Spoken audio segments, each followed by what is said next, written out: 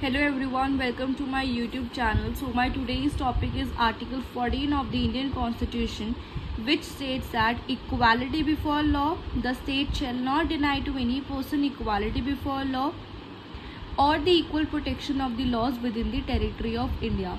So ये जो मैंने दो चीज़ें आपको रेड कलर से मार्क करी है, ये दो चीज़ें हमारे article 14 of the Indian constitution हमें बताता है.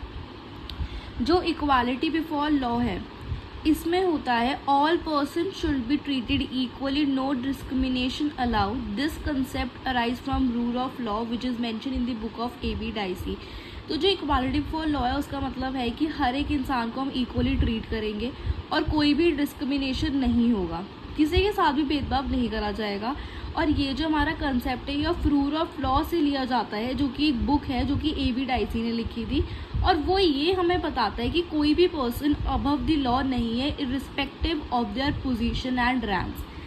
जैसे कि एग्जांपल ये भी दिया गया है कि एक ऑर्डिनरी मैन और एक प्राइम मिनिस्टर ये दोनों सेम होते हैं और इक्वल होते हैं.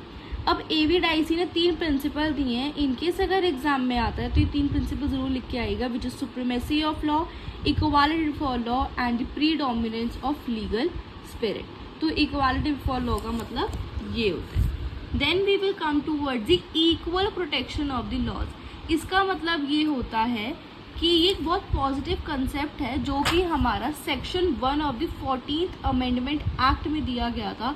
और ये बोलता है कि हर एक इंसान को इक्वली ट्रीट करा जाएगा और हर एक इंसान को इक्वल प्रोटेक्शन दी जाएगी जो भी हमारे with in the territory of India रह रहा है.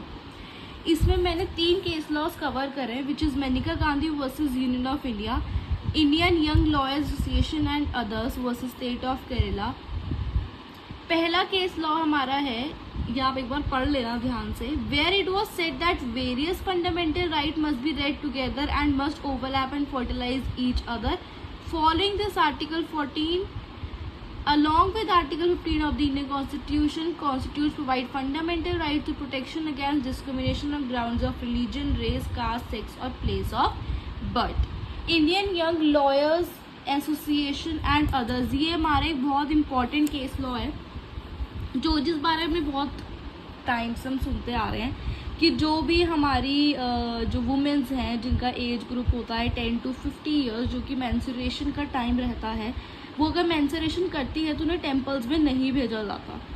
तो जब ये इंडियन यंग लॉयर एसोसिएशन ने PIL फाइल करी तो इस केस में यही बोला गया था कि yes this thing is the violative of article 14 and 15 and according to the supreme court the custom of not allowing menstruating women from entering the temple premises as unconstitutional, and this is the violation of Article 14 of the Indian Constitution. Then we will go towards the another case law which is Air India versus Nargesh Mirza. ये भी एक बहुत famous case law है जिसमें ये बोला गया था कि जो हमारी फीमेल अटेंडेंट है वो रिटायर हो जाएंगी अगर वो 35 ईयर्स ऑफ एज अटेन कर लेती हैं, या तो प्रेगनेंसी हो जाती है उन्हें, या तो फिर उन्हें उनकी मैरिज हो जाती है. इसमें ये बोला गया था कि पहले जो फीमेल की एज थी वो 50 थी और जो मेल की एज थी वो 58 थी.